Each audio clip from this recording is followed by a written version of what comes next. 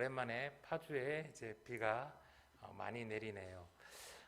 오늘 이 예배를 드리시는 분들께도 하나님의 은혜의 단비가 풍성히 내리시기를 축복합니다.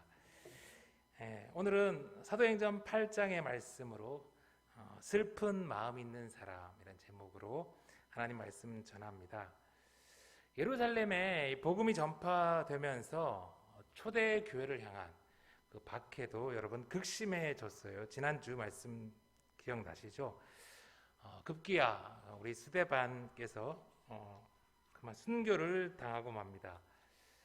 일순간에 하나님의 나라가 멈추어버린 것 같았어요. 사단이 이기고 예수님을 십자가에 못 박힌 그들이 또다시 이긴 것 같이 보였어요. 그러나 그렇지 않았죠. 하나님의 나라는 오히려 스데반 순교를 통하여 예루살렘에서부터 방향을 바꾸어 예수님이 말씀하신 대로 온 유다와 사마리아와 땅끝까지 확장되기 시작합니다. 여러분 8장 1절의 말씀을 한번 들으세요. 사울은 그가 죽임 당함을 마땅히 여기더라. 그날에 예루살렘에 있는 교회에 큰 박해가 있어 사도 외에는 다 유대와 사마리아 모든 땅으로 흩어지니라. 네. 여러분 저와 아내가 파주에서 예수 생명교회를 개척하고 처음 2년간 어떤 사역을 할지 이렇게 고민을 하다가 이 동네에 보니까 마을에 어린이들이 참 많이 있더라고요. 그래서 어린아이 사역에 이제 중점을 두고 특별히 토요 놀이방이라는 것을 만들어서 이렇게 열심히 힘을 쏟았습니다. 그래서 예수생명교회에 오신 분들도 계시고요. 또 마을에 우리 예수생명교회가 이렇게 알려지게 되었어요. 너무 감사했죠. 그런데 작년에 이제 코로나가 터지면서 모든 것이 다 멈추어 버리게 되었습니다. 뭐 더 이상 어린이 사역을 할 수도 없었고요. 그리고 힘들게 모신 교회학교 사역자분도 이제 계속해서 이렇게 함께 할 수가 없어졌어요. 그렇게 한 달, 두 달 지나가면서 예수생명교회의 앞을 생각해 보니까 정말 캄캄하더라고요. 뭐 몇몇 교회들이 이제 빨리 온라인 예배로 이렇게 전환하고 이렇게 이끌어 갔습니다. 그런데 저는 그 온라인 예배를 이렇게 송출한다는 게 참 내키지가 않았어요. 우리 안에 모습을 이렇게 보여주는 것도 싫었고 또 누군지 모르는 사람이 이렇게 몰래 들어와서 꼭 우리 안을 들여다보는 것 같아가지고 참 내키지 않았어요. 물론 그 일을 하기 위한 장비도 사람도 없어가지고 뭐 더 하기 싫었죠. 그런데 코로나가 점점 심해지면서 그나마 현장에 와서 예배 드리는 것조차 이제 할 수 없게 되니까 어쩔 수 없이 예배를 온라인으로 송출을 할 수밖에 없게 되었습니다. 그런데 이렇게 막상 그렇게 이제 하고 보니까 저와 아내가 지난 2년 동안 토요 놀이방 사역을 하고 또 주일 이렇게 사역을 이어가면서 많이 지쳐 있었다는 것을 좀 느끼게 되었어요. 무엇보다 제가 이제 좀 피곤하거나 이제 카페인을 좀 섭취를 하면 금방 혈압이 막 180, 190까지 올라가는 거예요. 그러면 막 어지럽고 막 울렁거리고. 그래도 이 개척 교회라서 뭐 안 할 수가 없어서 계속 해왔는데 하나님이 이 코로나로 인해서 모든 걸 다 멈추게 하시고 이제 그저 예배에 이제 저를 그리고 아내를 집중하게 이렇게 인도하셨죠. 강제로 쉬면서 예배에 집중하게 하신 것 같았어요. 그렇게 시간이 1년이 흘렀습니다. 여기저기 교회들마다 힘들다, 뭐 죽는다 이런 소리들이 많이 들렸는데 아무것도 하지 못하고 그래서 죽을 것 같고 사라질 것 같았는데 우리 예수생명교회가 죽지 않더라고요. 아니 도리어 주일마다 1시간씩, 2시간씩 이렇게 힘들게 와가지고 베이스로 섬기고 바이올린으로 섬기고 드럼으로 섬기고 그렇게 예배를 섬기는 사람들이 하나둘 늘어났어요. 새롭게 음향을 공부하시고 유튜브 성출과 자막을 배워서 섬기시고 또 나레이션으로 섬기시고 이렇게 예수생명교회가 조금씩 서가는 모습이 마치 하나님 나라가 예루살렘에서는 멈춘 것 같아 보였지만 온 유대와 사마리아와 땅끝까지 이렇게 확장되어 가는 것 같았어요. 여전히 어려움도 많고 부족한 것도 많지만 하나님은 예수생명교회를 통해서 이렇게 하나님 나라를 확장시켜 가는 것을 보며 지난 1년 정말로 감사했어요. 사랑하는 성도 여러분, 하나님은요 때로 우리에게 핍박과 고난을 주지만 그 핍박과 고난을 통해서 우리 인생의 방향을 바꾸고 이끌어 가십니다. 고난과 핍박으로 인생이 망해 보이기도 하고 사방이 다 막힌 것 같아 보일 때도 있지만 그렇지 않아요. 하나님은 온 우주를 주관하시며 광야의 길을 사막의 강을 만드십니다.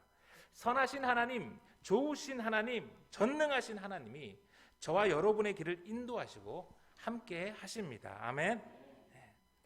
그러면 스데반이 순교를 했지만 오늘 8장부터 하나님 나라가 더욱 이렇게 확장될 수 있었던 것에는 바로 스데반과 같이 충성됐던 한 사람 빌립이 있었기 때문이에요.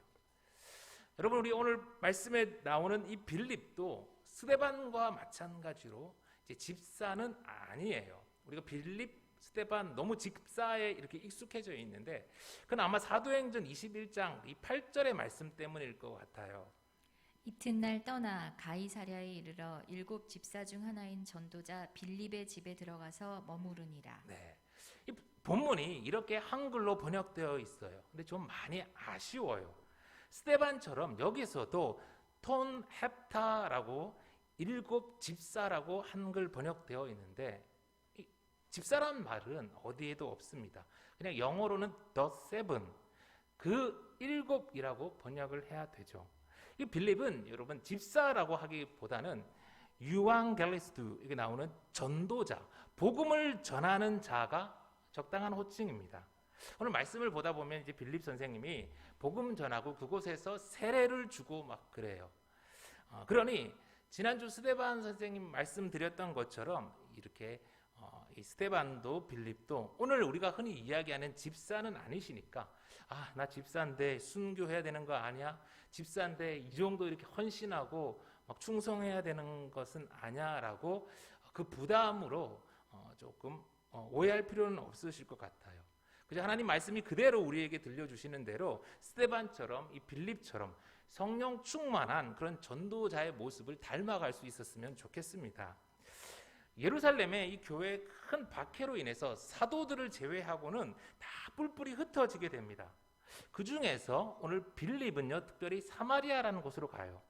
여러분, 사마리아는 많은 분들이 다 아시겠지만 북이스라엘 사람들이 살다가 이제 나라가 망해서 이제 이방인들이 막 와가지고 강제로 혼혈이 되어 살았던 그런 곳이에요. 그래서 남유다 사람들은 이 북이스라엘에 망한 그 혼혈된 사람들이 살았던 이 사마리아인도 사마리아 땅도 무척이나 싫어했습니다.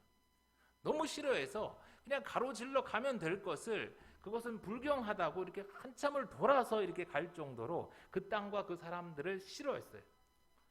아마 평소 같았으면 제자들은 기적이 일어나고 많은 사역의 열매가 나타나 이제 폭발적으로 교회가 성장하고 있는 이 예루살렘을 떠나지 않으려고 했을 겁니다. 떠나려 해도 다른 데 다 갔다가 땅끝까지 돌았다가 마지막으로 아마 사마리아로 갔을 것 같아요. 그런데 오늘 성령은 빌립을 바로 사마리아로 인도하세요. 박해가 닥치니까 예수님의 말씀대로 제자들이 교회가 흩어져서 가기 싫어하는 사마리아로 들어가게 되는 것이죠. 그리고 오늘 스데반과 더불어 성령 충만한 빌립이 바로 그 사마리아에 들어가게 됩니다. 여러분, 성령 충만한 한 사람 빌립이 그 사마리아에 들어가니까, 거기에 들어가 복음을 전하니까 그 땅에 놀라운 일이 일어납니다. 그 땅에 하나님의 나라가, 하나님의 은혜가 임하는데요. 7절의 말씀을 한번 들어보세요. 많은 사람에게 붙었던 더러운 귀신들이 크게 소리를 지르며 나가고 또 많은 중풍병자와 못 걷는 사람이 나으니 그 성에 큰 기쁨이 있더라. 여러분, 귀신 들린 사람 하나만 있어도 그 아파트가, 그 동네가 힘들지 않아요? 그런데 더러운 귀신들이 많은 사람들에게 달라붙어 있었어요. 그 마을이 감당해야 될 그 고통과 슬픔이 얼마나 컸겠어요.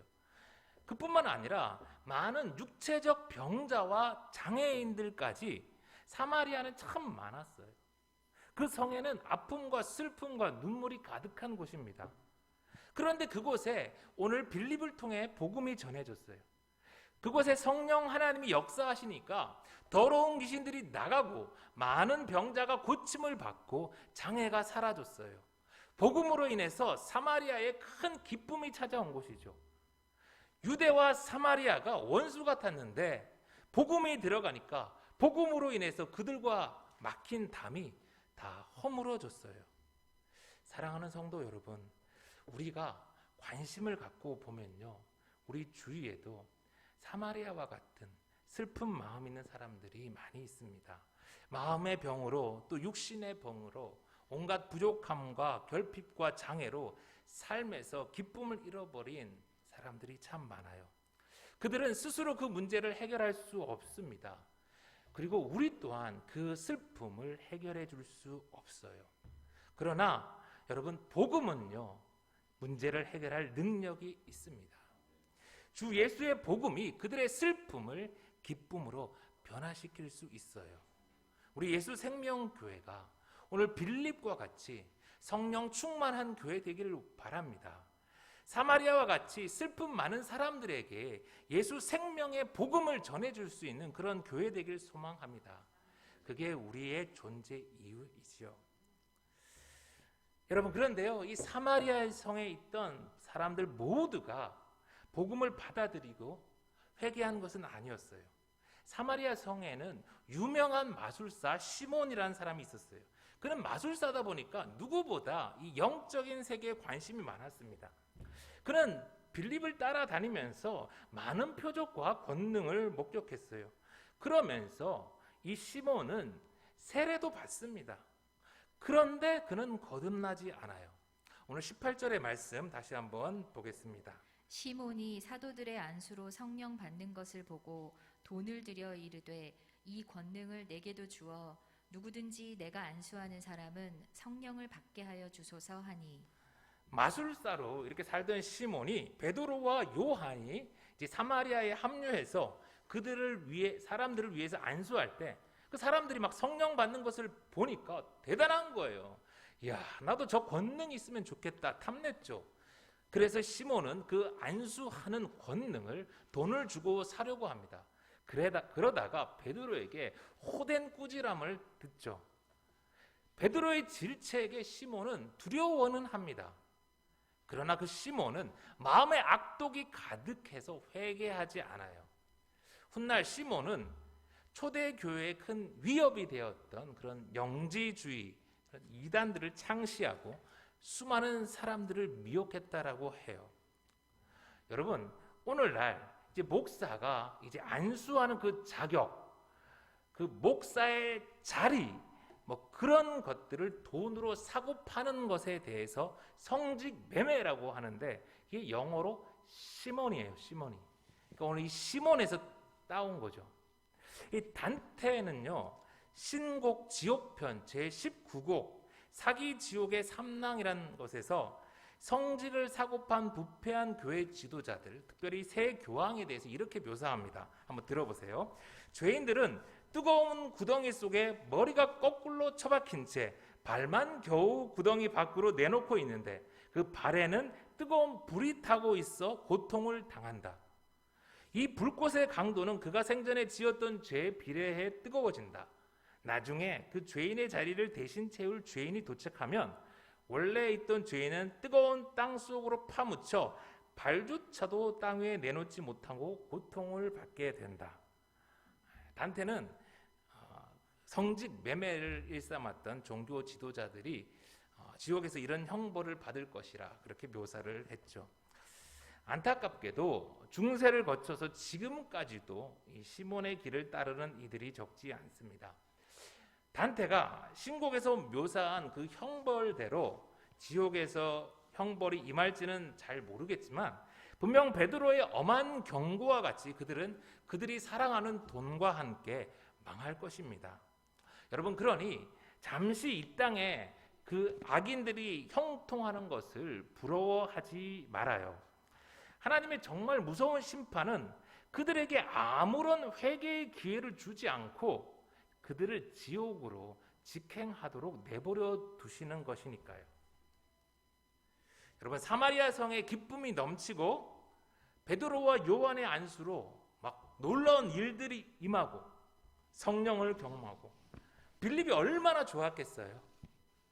그렇게 기뻐하고 있을 때, 그런데 하나님이 다시 빌립에게 하나님의 사자를 보내서 부르시죠. 우리 26절의 말씀, 주의 사자가 빌립에게 말하여 이르되 일어나서 남쪽으로 향하여 예루살렘에서 가사로 내려가는 길까지 가라 하니 그 길은 광야라. 한번 생각해 보세요. 내가 빌립이야. 내가 가서 막 가기 싫어한 곳을 내가 가서 복음을 전했는데 그 성이 막 뒤집어진 거죠. 슬픔 많은 사람들이 기쁨의 성이 되어서 하나님을 찬양하고 즐거워할 때, 야, 빌립이 얼마나 좋았겠어요. 근데 하나님이 갑자기 나를 일어나서 광야로 가라는 거예요. 인간적으로는 하나님의 지시를 참 이해하기가 힘들었을 것 같아요. 한참 부흥의 물길이 타오르는데 물 들어올 때 노조라는 말도 있잖아요. 이 사마리아 성에서 빌립이 훈련시켜야 하고 조직을 세워야 되고 뭐 할 일이 얼마나 많았겠어요. 얼마나 많은 사람들이 빌립을 찾아왔겠어요. 그런데 하나님은 바로 그 순간에 빌립에게 일어나라. 그래서 그 성을 떠나 아무도 없을 것 같은 광야로 가라고 인도하세요. 저 같으면 하나님, 저희 사마리아에 조금만 좀 더 있으면 안 될까요? 이번에도 남들 다 가기 싫어하는 사마리아 제가 갔잖아요. 그런데 또 광야입니까? 왜 맨날 저만 고생시키는 거예요? 저도 좀 꽃길 좀 걷게 해주세요. 이제 좀 여기에 머물게 좀 해주세요. 막 그렇게 하나님한테 떼쓸 것 같은데, 오늘 빌립은요 한마디 군소리 없이 순종하고 떠납니다. 여러분, 우리 한국 교회가 이만큼 성장한 데에는요 교회 일을 내일처럼 사랑하고 열심히 섬겼던 많은 분들의 헌신이 있었기 때문입니다. 그런데요, 내 일처럼 열심히 하다 보니까 그만 교회 일을 하나님의 일이 아니라 내 일로 생각해 버리게 됐어요. 여러분, 우리가 절대 착각하면 안 되는 게, 교회 일은 내 일이 아니라 하나님의 일입니다. 전도도 선교도 목사가 하는 목회도 다 교회의 주인 대신 하나님을 위한 하나님의 일이에요. 그러면 하나님이 가라 하면 가는 거고 그만해라 하면 그만하는 겁니다. 아무리 내가 죽을 고생을 해서 사마리아를 기쁨의 성으로 바꾸었어도, 내가 한평생을 내 생명을 갈아 넣었어 그 교회를 섬겼어도, 내가 떠나면, 내가 없으면 다 무너질 것 같고 내가 없으면 다 망할 것 같아도 하나님이 일어나 가라 하면 가야 되는 거예요. 그만하라 하면 그만해야 하는 겁니다. 사랑하는 성도 여러분, 빌립처럼 하나님이 말씀하시면 사마리아 같은 곳도 갈 수 있는 저와 여러분 되길 바랍니다. 하나님이 말씀하시면 사마리아 같은 곳도 떠날 수 있는 저와 여러분 되길 소망합니다. 작아도 우리 예수생명교회가 하나님의 마음을 정말 기쁘시게 할 수 있는 그런 교회 되길 간절히 소망합니다. 오늘 말씀에 순종하고 즉시 사마리아 성을 떠난 빌립은 광야에서 한 사람을 만나요. 27절의 말씀, 일어나 가서 보니 에디오피아 사람 곧 에디오피아 여왕 간다게의 모든 국고를 맡은 관리인 네시가 예배하러 예루살렘에 왔다가, 빌립이 오늘 만난 사람은 에디오피아의 국고를 맡은 네시였어요. 수레를 타고 또 그 당시로서는 매우 귀한 성경을 그가 직접 가지고 보고 있는 것을 보아서 그는 에디오피아의 오늘날로 경제부총리, 한국은행 총재쯤 되는 고위 관료였던 것 같아요. 물론 그가 고위 관리였기 때문에 하나님이 그를 더 중요하게 생각하고 그에게 빌립을 보냈다는 것은 아니에요. 물론 그것도 어떤 의미는 있겠지만 오늘 성경이 말하고 있는 것은 그가 예루살렘에 왔다가 돌아가는 내시였다는 겁니다. 여러분 구약 신명기 23장에 보면요, 여호와의 총회에 들어가지 못하는 사람들이 있어요. 고환이 상한 자, 음경이 잘린 자, 사생자, 암몬 사람과 모압 사람은 여호와의 총회에 들어오지 못하게 되어 있어요. 그들도 못 들어갈 뿐만 아니라 10대뿐 아니라 영원히 여호와의 총회에 들어오지 못해요. 여러분, 그러니 이분이 아무리 고위 관료였어도 소용이 없는 거예요. 하나님을 믿었지만 그는 이방인이었고 내시였어요. 그러니까 그는 예배하러 예루살렘 성에 왔지만 그 아름다운 성전 내부는 들어가지도 못하고 하나님의 은혜를 경험해 보지도 못하고 성전 밖에서 변죽만 울리다가 돌아가야만 했어요. 아마 돌아가는 내내 그 마음이 많이 슬펐을 것입니다. 아팠을 거예요. 그래서 그는 그 마음을 달래보고자 거기에 성경을 꺼내서 아마 읽었던 것 같아요. 32절의 말씀 다시 한번 보겠습니다. 읽는 성경 구절은 이것이니 일러스되 그가 도살자에게로 가는 양과 같이 끌려갔고 털 깎는 자 앞에 있는 어린 양이 조용함과 같이 그의 입을 열지 아니하였도다. 그가 굴욕을 당했을 때 공정한 재판도 받지 못하였으니 누가 그의 세대를 말하리요. 그의 생명이 땅에서 빼앗김이로다 하였거늘. 그가 쭉 읽어 나가다가 잘 이해가 안 되고 마음이 닿아서 멈춘 곳은 이사야서 53장 7절 8절의 말씀이었어요. 여러분, 이사야서 53장은 우리 여러분들이 잘 알고 있을 것 같은데 고난받는 종 예수님에 대한 이야기예요. 그가 찔림은 우리의 허물 때문이요 그가 상함은 우리의 죄악 때문이라. 그가 징계를 받음으로 우리는 평화를 누리고 그가 채찍에 맞음으로 우리는 나음을 입었도다. 이 말씀들이 쭉 나오는 거예요. 그가 이 이사야서의 말씀을 읽으면서 다 이해하지는 못했지만 그는 고난받는 종의 모습에서 이방인으로 내시로 여호와의 총회에 그 하나님의 백성으로 환영받지 못하는 자신의 모습을 아마 느꼈을 것 같아요. 그러면서 이 이사야 선지자가 말하고 있는 고난받는 종이 도대체 누구인지 궁금했던 것 같아요. 그렇게 슬픈 마음 속에 한 줄기 소망을 갖고 궁금해하고 있던 빌립에게 오늘 성령 하나님이 바로 그 순간 빌립을 보내신 겁니다. 그리고 빌립은 그 고난받는 종이 바로 예수 그리스도이심을 알려주어요. 예수님이 우리를 위해 고난당하시고 십자가에 죽으시고 부활하심으로 이제는 더 이상 고자와 사생아와 이방인들이 여호와의 총회에 들어가지 못하는 그런 건물 성전의 시대가 끝났음을 선포해요. 예수 그리스도가 하나님이 이 땅에 새롭게 세우신 참 성전이며 이제는 예수 그리스도를 믿는 우리 제자들이 교회가 바로 움직이는 성전이라는 복된 소식을 전해주는 거예요. 답답하고 슬픈 마음으로 먼 길을 가고 있었을 때 오늘 이 빌립이 전해준 이 복된 소식을 들은 내시부는 얼마나 기뻤을까요? 정말 얼마나 좋았을까요? 그는 가다가 물을 만나자 그 기회를 놓치지 않고 거기서 바로 세례를 받습니다. 빌립은 내시에게 복음을 전했고 복음은 내시의 슬픈 마음을 기쁨으로 변화시켰어요. 사랑하는 성도 여러분, 여전히 우리 주변에도 사마리아 같은 곳이 많습니다.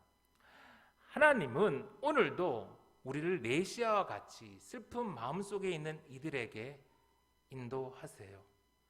감추어져 있고 포장되어 있어서 우리가 알아채지 못할 뿐이지 우리 주변에는 지금도 울고 있는 영혼들이 참 많아요.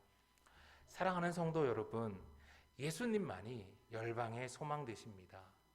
예수님만이 참 위로자 되십니다. 예수님만이 빛이시고 예수님만이 변함없는 진리 되십니다. 우리를 위해 죽으시고 다시 사신 생명의 주, 우리가 전할 이는 오직 예수님입니다. 오늘 빌립과 같이 예수 생명의 이 복된 귀한 소식을 전하는 저와 여러분, 우리 예수 생명교회 되기를 간절히 소망합니다.